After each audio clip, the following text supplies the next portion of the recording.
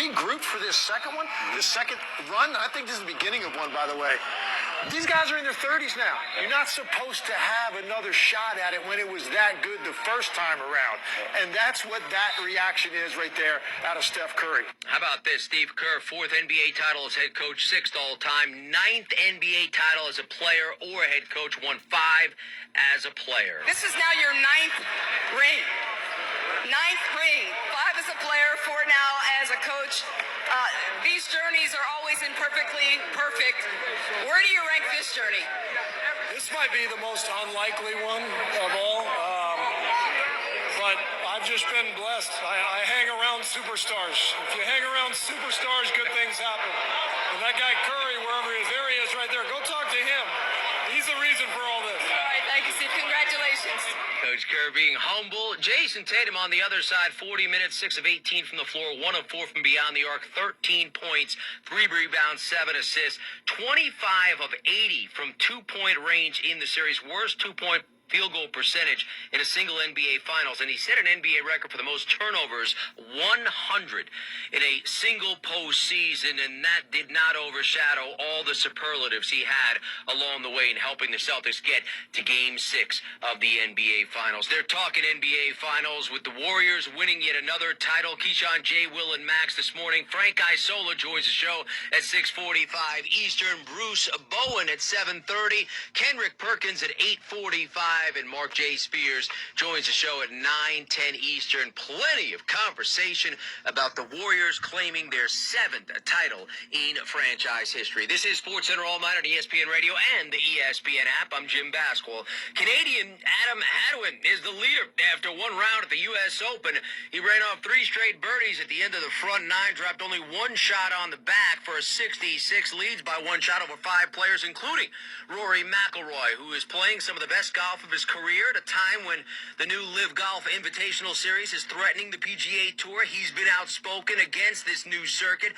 After grabbing a share of the first round lead, he says he's motivated, but not by Live Golf, but by 8 years without a major. It's a great start to the tournament. I felt like I did most things well today. I certainly, I putted well, and I hit the ball in the right spot, and I hit a lot of greens, gave myself plenty of chances. Just basically did everything that you need to do at a U.S. Open. Overall really pleased about the start, and that's now 2 majors in a row that I've started well, and hopefully just keep going from here. Yeah. So of the players that were in that first Saudi-backed event last week, Dustin Johnson had the best score at 68. Phil Mickelson ended a rough day with a 78. The 6th straight time he hasn't broken par in the first round at the U.S. Open. Michael Collins and Andy North recap round 1. Andy North, Michael Collins, round 1, the U.S. Open. I'm not going to lie, does it feel like finally they're playing golf? It's awesome, and it's an awesome golf course they're playing. The golf course was set up, I thought, very nicely today. They didn't embarrass the guys. The guys are able to go and play quality golf if they put the ball in the fairway, and we've seen some good scores because of it. You and I have been talking about this leaderboard and what normal people would look at and go, wait, who is it? But in that first clump of leaders, you've got Rory McIlroy, obviously a major champion multiple times.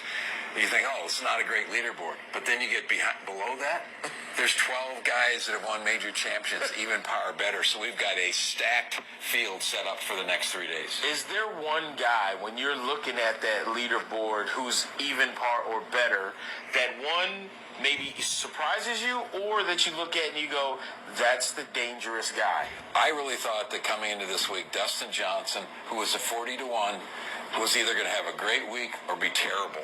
And he's come out, he got off to kind of a little shaky start. He got it back together, finished up with 2 under par. He's in great position, and obviously we know his ability when he gets it going, and it looks like he's found something. And it's obvious, too, when we talk about a guy like Phil Mickelson and all the focus that was on him coming here this week. He hasn't been in form playing golf in a long time anyway, and with all the extra pressure that's been on him, expectations at 52 years old, not a great birthday for Phil turning 52, but kind of to be expected that he wasn't going to play great golf. I really thought so, and he struggled. He has not hit the ball great. He's put in some bad positions, and on top of that, his short game hasn't been very good, and that's a good combination to be a bunch over par. Yeah, well, Friday is cut day, and remember, at the U.S. Open, it's top 60 in ties that make the cut. So there's going to be a lot of guys with a lot of grinding to do on Friday.